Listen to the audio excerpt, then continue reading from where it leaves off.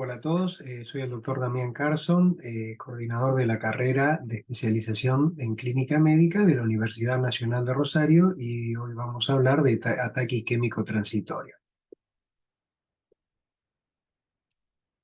El ataque isquémico transitorio es la ACV, es la tercera causa de muerte y la primera causa de discapacidad. El AIT es una emergencia médica y advierte sobre el riesgo de un ACV futuro que ocurre hasta en el 30% de los pacientes. AIT y ACV son la vía final común del mismo proceso fisiopatológico. La obstrucción arterial, ya sea por arteriosclerosis o por un embolismo procedente del corazón o de las mismas arterias en la forma de embolismo arteria-arteria.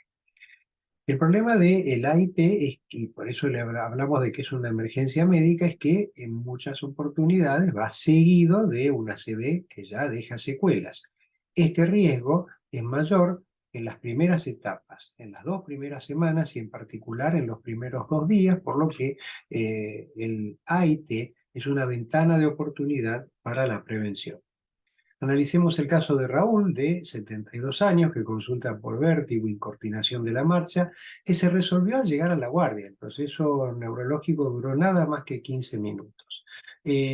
Refiere un episodio de vértigo y debilidad del lado izquierdo del cuerpo un mes antes, de pocas horas, por el que no había consultado.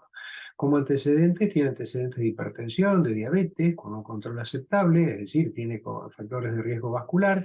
En el momento del examen el paciente ya estaba asintomático, solo estaba algo hipertenso, 165/90, una frecuencia cardíaca regular de 82 latidos por minuto, tenía un soplo cardíaco derecho, el examen neurológico era normal y el electrocardiograma era normal. La hoja de ruta de la exposición de hoy es tratar de responder a las siguientes preguntas. ¿Qué le pasó a este paciente? ¿Es una AIT lo que tuvo? ¿Cuál es el riesgo de recurrencia? ¿Cuál es el riesgo de que este AIT se transforme en una ACV? ¿Debemos internar a los pacientes con una AIT? ¿Cómo hay que estudiarlos? ¿Cómo hay que tratarlos? Varios años atrás, la definición de AIT es diferente a la que utilizamos actualmente. Antes se consideraba como un déficit neurológico focal de probable origen vascular que resolvía antes de las 24 horas. Implícito en esta definición estaba el hecho de considerar que era un proceso relativamente benigno, es decir, si los síntomas habían desaparecido, nada serio había pasado. Pero esta definición mostró varios inconvenientes. El primero, el tema de que resuelve antes de las 24 horas. En realidad, el 90% de los ACVs, de los AIT, perdón, resuelven los síntomas neurológicos de una manera mucho más rápida. En general, en la primera, en la segunda hora, a lo sumo, el 70% de los AIT ya han resuelto los síntomas y es raro que los síntomas perduren más de 6 horas. Pero el problema más importante estaba con el hecho de considerar que si los síntomas se habían resuelto, nada serio había pasado en el parénquima cerebral. Cuando apareció la resonancia nuclear magnética, se observó que una tercera parte de los pacientes que habían tenido síntomas neurológicos que se habían resuelto, tenían infartos cerebrales detectados por las secuencias de difusión en resonancia magnética nuclear, y el riesgo de encontrar un infarto cerebral era mucho mayor cuanto mayor había sido la duración de los síntomas. Por esto entonces hubo que cambiar la definición y la definición actual es que la IT se define como un episodio breve de disfunción neurológica causado por isquemia cerebral o retiniana con síntomas que típicamente duran menos de una hora y sin la evidencia de un infarto agudo. Esta definición se acerca mucho más a la realidad de lo que es una IT, pero tiene el problema de que para demostrar la ausencia de un infarto agudo de cerebro, necesitamos de una resonancia. Cuando hablamos de una IT, a diferencia del ACV, la tomografía no alcanza. Tenemos que hacer una resonancia, ya que son lesiones mucho más pequeñas que suelen no verse en la tomografía y para eso necesitamos la resonancia. Como por ejemplo, si nosotros en un paciente que hubiera tenido síntomas transitorios en una resonancia encontramos esto en difusión, aunque los síntomas se hubieran resuelto, ya no hablamos más de ataque isquémico transitorio según la definición actual. Esto se trataría de un ACV menor. ¿Cuáles son las claves diagnósticas para reconocer una AIT? Esto es importante debido a que el AIT es una de las afecciones neurológicas más subdiagnosticadas, ya que los síntomas a veces son sutiles, transitorios, el paciente no consulta o si consulta se lo atribuyen a otra causa, o otras veces está sobrediagnosticado porque a cualquier síntoma se le pone el rótulo de ataque isquémico transitorio. Las claves son que se trata entonces de un déficit agudo de la función cerebral focal y tiene las siguientes características. El comienzo de los síntomas es brusco, es decir, no es subagudo, no es progresivo. Los síntomas afectan todas las áreas al mismo tiempo, es decir, si nosotros tenemos una hemiparesia derecha, el compromiso del brazo de la pierna va a ocurrir al mismo tiempo, la resolución es gradual y se trata de síntomas negativos, es decir, es un déficit neurológico, no son síntomas positivos, no son parestesias, no son hormigueos. Como dijimos, los síntomas duran menos de 24 horas, la mayoría dura menos de una hora, menos de un 10% dura más de 6 horas, y en el caso de la expresión de la isquemia retiniana, la fibrosis fugaz, los síntomas suelen durar menos de 5 minutos. No son AIT, porque no respetan las características que mencionamos en el slide anterior, la presencia de síntomas positivos como debilidad o hormigueo generalizados, síncope o lipotimia, incontinencia, desmayos, desorientación, alteraciones en la atención, concentración o síntomas aislados como vértigo, caídas, habla arrastrada, dificultad en la deglución, o esas personas que quedan con mirada fija sin respuesta, pero no tienen un déficit neurológico negativo con síntomas neurológicos focales. Dijimos que el AIT es una oportunidad, es una ventana de oportunidad para prevenir el ACV. ¿Y cuál es el riesgo de que un AIT se transforme en un ACV? Más o menos es de casi un 20% a los 3 meses, pero el mayor riesgo ocurre especialmente en los primeros 7 días, de forma tal de que se trataría de una urgencia neurológica y los pacientes que han tenido una IT deben ser estudiados rápidamente. Eh, el riesgo de recurrencia depende fundamentalmente del mecanismo fisiopatológico que provoque la isquemia. Acá vemos la odds ratio de acuerdo a las diferentes causas de AIT. Y la afección que provoca mayor riesgo es la aterosclerosis de los grandes vasos, llámese vasos extracraneales, estenosis carotídea o de los vasos intracraneales, seguido por el cardioembolismo. El ACV criptogenético de causa no determinada tiene un riesgo mayor, y el riesgo de recurrencia cuando el AIT involucra a los pequeños vasos es mucho menor en comparación con las dos causas más graves en términos de riesgo de recurrencias, que son la aterosclerosis de los grandes vasos y el cardioembolismo. Los pacientes que consultan por un AIT deben internarse. Muchas guías recomiendan la utilización del score ABCD2 para decidir si el paciente tiene que ser internado o no.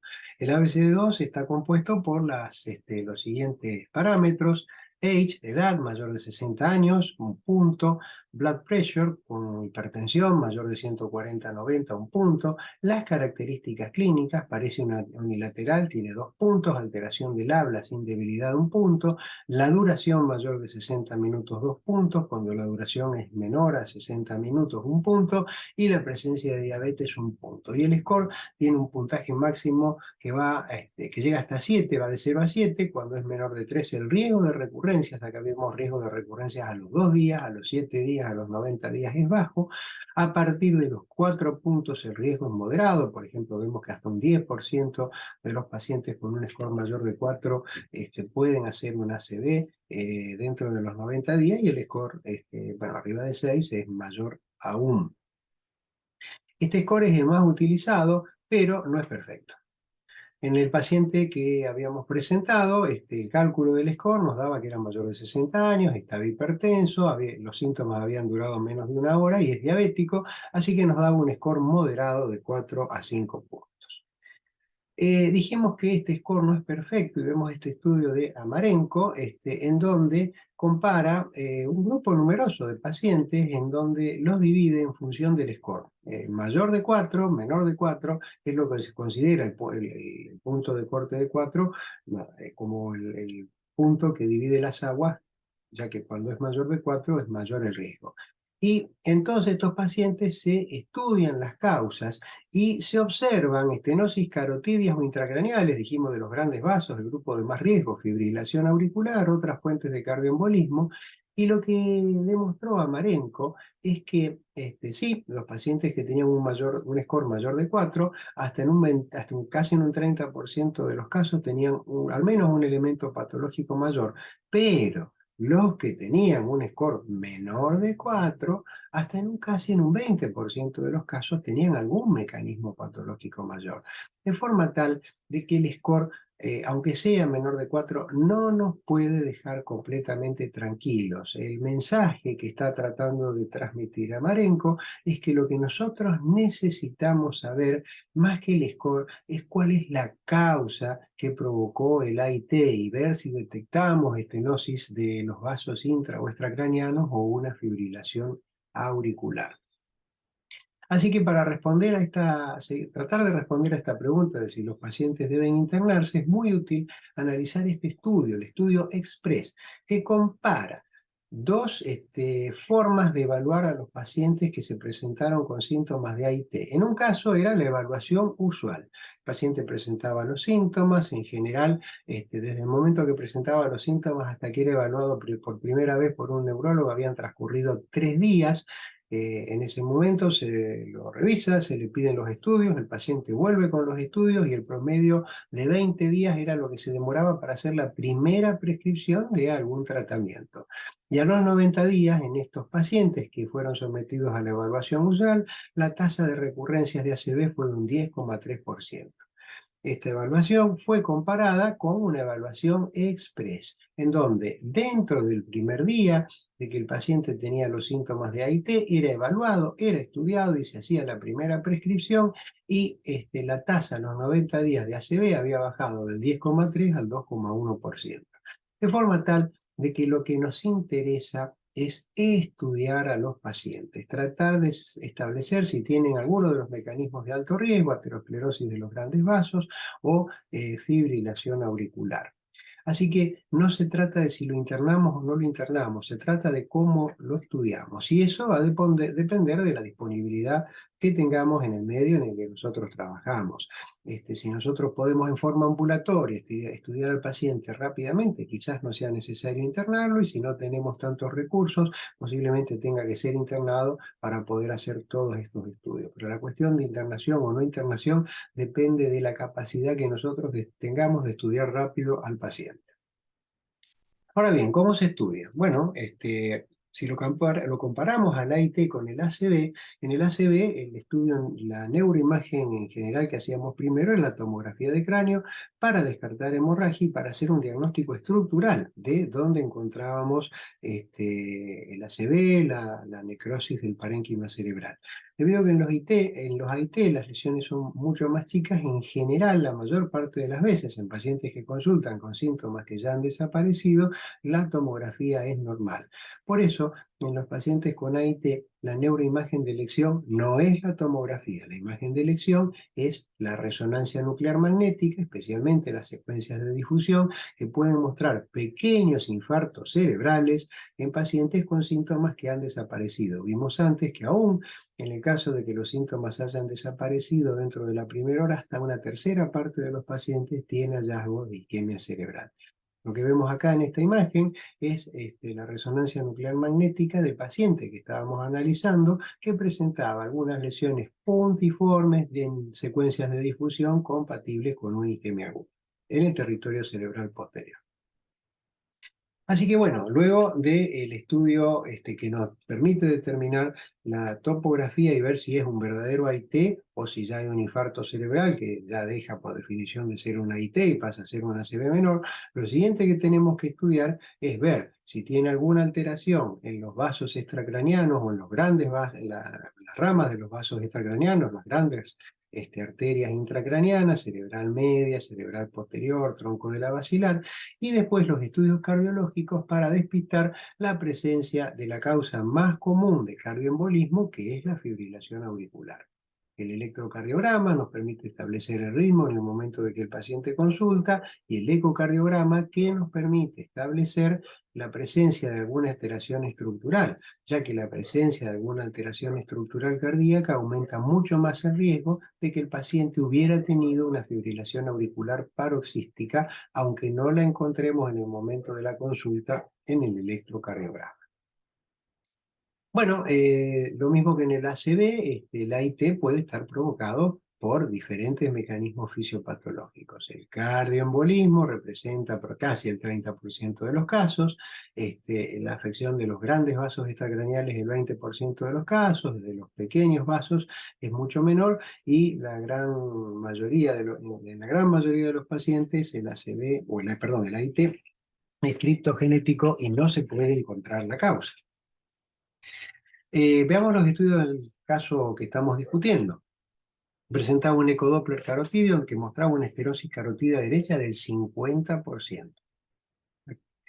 Presentaba en la angioresonancia un infarto cerebroso izquierdo antiguo y áreas puntiformes cerebrosas agudas con infartos subcorticales antiguos, y la estenosis carotídea derecha que se había visto por el ecodoppler. En el ecocardiograma, hipertrofia ventricular izquierda, una fracción de eyección normal y una aurícula izquierda mínimamente dilatada. Dentro de las causas de AIT, una de las más importantes a descartar es la estenosis carotídea.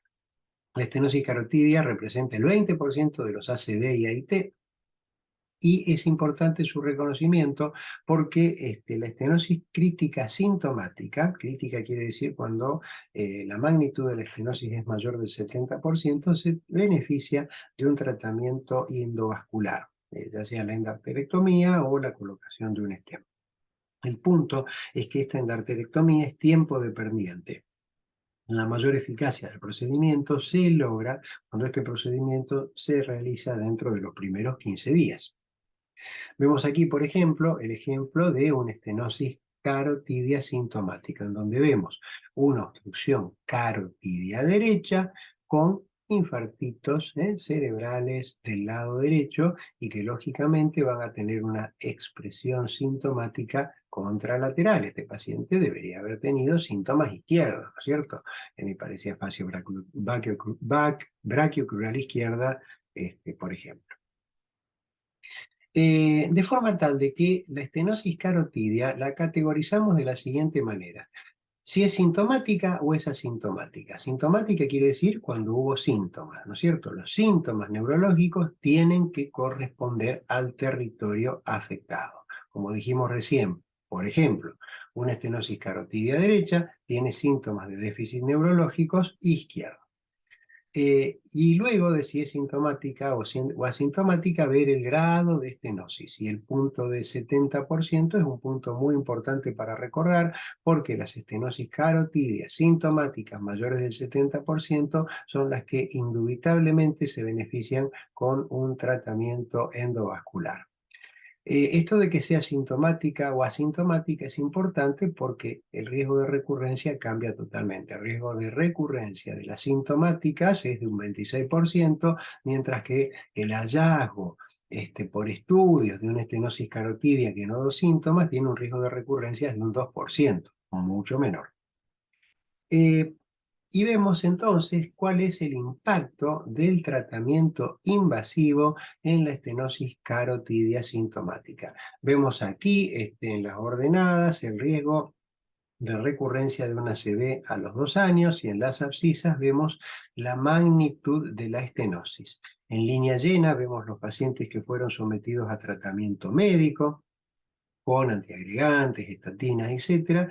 Y con línea de puntos vemos los pacientes que fueron sometidos a endarterectomía, y vemos cómo, perdón, lo dije al revés, no, lo dije bien. Y vemos cómo el riesgo aumenta significativamente cuando el grado de estenosis es mayor al 70%, y cómo la endarterectomía comienza a mejorar el riesgo de recurrencias en pacientes que tienen estenosis mayores del 50%. De forma tal de que vemos en este gráfico lo que estaba diciendo recién, el impacto de la endarterectomía en la estenosis carotidia sintomática. Cuando es mayor del 70%, la reducción del riesgo absoluto es de un 16%, y cuando está entre el 50 y el 70%, la reducción del riesgo absoluto es un 5%. Pero comparen ustedes con el impacto de la endarterectomía en pacientes con una enfermedad carotidia asintomática. Aún en obstrucciones casi completas, mayores del 70%, el beneficio es mucho menor. El siguiente aspecto de la endarterectomía es que, como dijimos, es tiempo dependiente. La ventana terapéutica de mayor beneficio en pacientes con una estenosis carotidia sintomática es cuando el procedimiento se realiza dentro de las primeras 2 semanas. Vemos en este gráfico el número necesario a tratar con un procedimiento endovascular para prevenir un ACV. Y fíjense que es de 5 cuando esto se realiza dentro de las 2 semanas y de 125 pacientes para prevenir una ACV cuando se realiza en promedio a las 12 semanas. Hay otras variables que influyen también en los resultados, como son el sexo y la edad, pero no las vamos a considerar en este momento. El segundo factor de mucho riesgo es el cardioembolismo. 25% de los ACV, AIT tienen una fibrilación auricular. Como hemos visto en la clase de ACV, la anticoagulación en estos pacientes reduce el riesgo de recurrencias en un 64%. Está claramente demostrado que estos pacientes deben ser anticoagulados. En un paciente que tuvo una ACV o una AIT y en quien se demuestra una fibrilación auricular, no hay ninguna duda de que deben ser anticoagulados. El problema lo tenemos cuando el paciente que tuvo una AIT, luego de los estudios no se le encuentra ninguna causa, ¿no es cierto?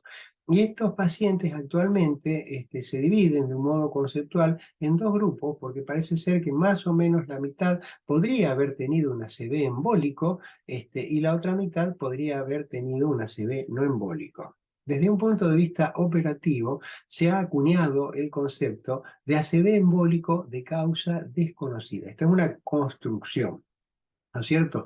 Y se habla de ACV embólico de causa desconocida con los pacientes que no tienen un ACV lacunar, eso se demuestra por tomografía, por la ausencia de las lesiones subcorticales. Tiene ausencia, o sea, pacientes que han tenido una AIT o una ACV y no tienen ausencia de estenosis, ausencia de estenosis extra o intracraneales, no tienen una fuente de cardioembolismo de alto riesgo, no han tenido un infarto de miocardio reciente ni nada, y no tienen otra causa de ACV como disección arterial, arteritis, exposición a cocaína, etc. Y a quienes en resonancia o en las neuroimágenes se les encuentra la presencia de infartos cerebrales, corticales, en diferentes territorios vasculares. El hallazgo de infartos cerebrales múltiples en diferentes territorios vasculares y en quienes se han descartado otros mecanismos, hacen que sea muy probable la etiología embólica, aunque en el momento del examen al paciente no se le encuentre una fibrilación auricular. Ya que podría haber ocurrido que hubiera tenido alguna fibrilación auricular paroxística que estuvo presente, embolizó, provocó el AIT o el ACV y luego desapareció, y en el momento del examen nosotros no las encontramos. En un estudio muy importante que se denominó estudio Crystal, se colocó un dispositivo que evaluaba en los pacientes que habían tenido una ACV o una AIT el ritmo cardíaco durante un año. Y el hallazgo fue que al año, más o menos, en 12.4% de los pacientes se encontró una fibrilación auricular. La media de tiempo hasta que se encontraba era de 84 días. Y fíjense esto, el 80% de los pacientes presentaba estas fibrilaciones auriculares paroxísticas de un modo asintomático. En este otro estudio, Desposato, que es un argentino, en donde evalúa el hallazgo de la fibrilación auricular en pacientes luego de una ACV, se ve que se les diagnostica en la guardia, porque cuando llegan con el ACV se les encuentra en el electrocardiograma en un 7,7%. Durante la internación por telemetría, mientras están internados, se les encuentra un 5,6% adicional. En la primera etapa ambulatoria, cuando se los estudia con el Holter, en un 10,7% más, y a lo largo de un año, más o menos en la segunda etapa ambulatoria, con estudios más prolongados, en un 16,9% adicional. Esto significa que en este estudio se encontró que hasta un 24% de los pacientes que había tenido una ACV se les encontraba después de la ACV una fibrilación auricular. ¿Y en quiénes tenemos que estar más advertidos y debemos profundizar la búsqueda? Bueno, particularmente en aquellos pacientes que tengan alguna enfermedad cardíaca estructural predisponente a fibrilación auricular. Estos serían algunos de los criterios que obligan a intensificar la búsqueda, como por ejemplo ser mayores de 75 años, ser portadores de una insuficiencia cardíaca, en el ecocardiograma encontrar una aurícula izquierda dilatada, o sea, remodelación auricular, que es el factor predisponente más importante para la fibrilación auricular, la presencia de extrasístoles supraventriculares frecuentes y un péptido natriurético auricular elevado. Bueno, respecto al tratamiento médico de los pacientes que han tenido una IT, es muy similar al de la ACV, acá no hay grandes diferencias, básicamente se basa en el uso de antiagregantes, estatinas y el control de los factores de riesgo vascular. Respecto de los antiagregantes, si comparamos su utilidad en pacientes que han tenido una IT o una ACV previo, reducen el riesgo de recaídas hasta en un 25% de los casos. Pero debemos destacar que un 35% de los pacientes que consultan por una ACV o una IT ya estaban recibiendo estatinas. Este fracaso de las estatinas puede deberse a falta de adherencia al tratamiento o resistencia. Un gran porcentaje de los pacientes tienen resistencia al efecto antiagregante de los antiplaquetarios y porque las vías de activación plaquetaria son múltiples. La aspirina bloquea solamente la vía de la COX-1, pero aunque esta vía esté bloqueada, la agregación plaquetaria puede realizarse por otras vías. Por eso es que los cardiólogos utilizan por lo menos 2 y a veces hasta 3 antiagregantes plaquetarios para inhibir la agregación plaquetaria en pacientes que han sido sometidos a la colocación de estrés. ¿Cuál es el mejor antiagregante? Sin duda la aspirina es el antiagregante más utilizado. El más utilizado es el más barato y todos los nuevos antiagregantes se comparan con la aspirina. El clopidogrel es marginalmente menor, es apenas un 8% menor, este beneficio no justificaría el mayor costo del clopidogrel. La aspirina dipiridamol también podría ser marginalmente mejor que la aspirina sola, pero en nuestro país no existe.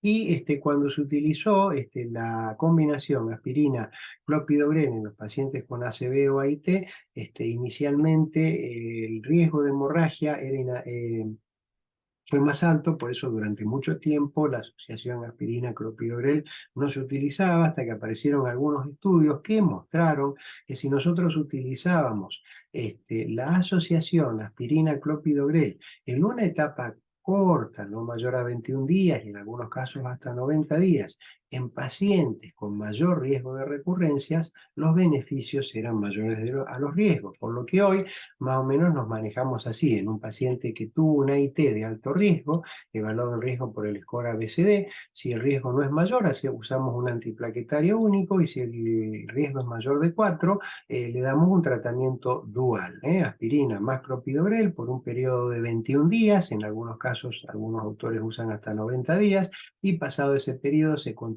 solo con un antiplaquetario, ya sea aspirina o clopidogrel. Respecto a las estatinas, reducen de un modo significativo el riesgo de recurrencias. Todos los pacientes que han tenido una IT o una ACV deben recibir estatinas. La dosis de estatinas, en la medida de lo posible, debería ser la más alta posible, porque el tratamiento intensivo provoca una reducción de un 17% adicional comparado con el uso de estatinas a dosis bajas. Y finalmente, el AIT y el ACV no dejan de ser enfermedades vasculares, y la enfermedad vascular está relacionada más que nada con el estilo de vida que tenemos actualmente, de forma tal de que es muy importante el control de la hipertensión arterial, del tabaquismo, reducir la obesidad y promover la actividad física. En síntesis, vemos un resumen de lo que estuvimos viendo en los pacientes que se presentan con una IT, categorizamos el riesgo, si la neuroimagen es negativa, bueno, nos quedamos tranquilos, si es positiva, hay que hacer una evaluación etiológica completa, preferentemente dentro de las primeras 24 horas. En función de esto, establecemos el riesgo. En los pacientes con un riesgo muy elevado, esto es aún más importante. A partir de ahí podremos tratar de definir la causa de la IT o de la ACV y la dividimos en cardioembolismo, que es tratado con anticoagulantes, aterosclerosis de los grandes vasos, que cuando hay estenosis extracraneales mayores del 50%, consultar con un cirujano vascular para evaluar la posibilidad de endarterectomía o angioplastia con stent de las carótidas, la aterosclerosis de pequeños vasos, que como vimos es la afección que menor riesgo de recurrencias tiene, y en los pacientes con un AIT criptogenético, evaluar la necesidad de la consulta cardiológica para profundizar los estudios y establecer estudios prolongados para tratar de pesquisar la presencia de una fibrilación auricular paroxística. Excepto los pacientes con cardioembolismo que reciben anticoagulantes, todos tienen que recibir antiagregantes plaquetarios, estatinas y el control de los factores de riesgo y las modificaciones del estilo de vida. En síntesis, cerramos el caso clínico que habíamos visto. Lo que tuvo es una IT del territorio vascular posterior, tenía infartos cerebrales antiguos, cerebelosos y subcorticales y una estenosis carotidia del 50%, que aquí no hay que confundirse. Esta estenosis carotidia no era sintomática, ya que los síntomas neurológicos de este paciente no eran tributarios de la estenosis carotidia derecha, correspondían a la circulación cerebral posterior. Fue tratado con un tratamiento dual con antiagregantes, aspirina clopidogrel por 22 días y luego clopidogrel solo, atorvastatina 40 miligramos, control estricto de la hipertensión y la diabetes y una evaluación cardiológica para la detección de una fibrilación paroxística sintomática. Era un paciente mayor que tenía una aurícula izquierda algo dilatada. Eh, para cerrar, nos despedimos con una frase de Richard Doll, que fue el epidemiólogo inglés que describió la asociación entre el tabaquismo y el cáncer de pulmón, que dijo que la muerte es inevitable, pero la muerte prematura no. En pacientes con riesgo vascular y que han tenido una IT, nosotros tenemos muchas maniobras y muchas estrategias para tratar de disminuir el riesgo. Muchas gracias.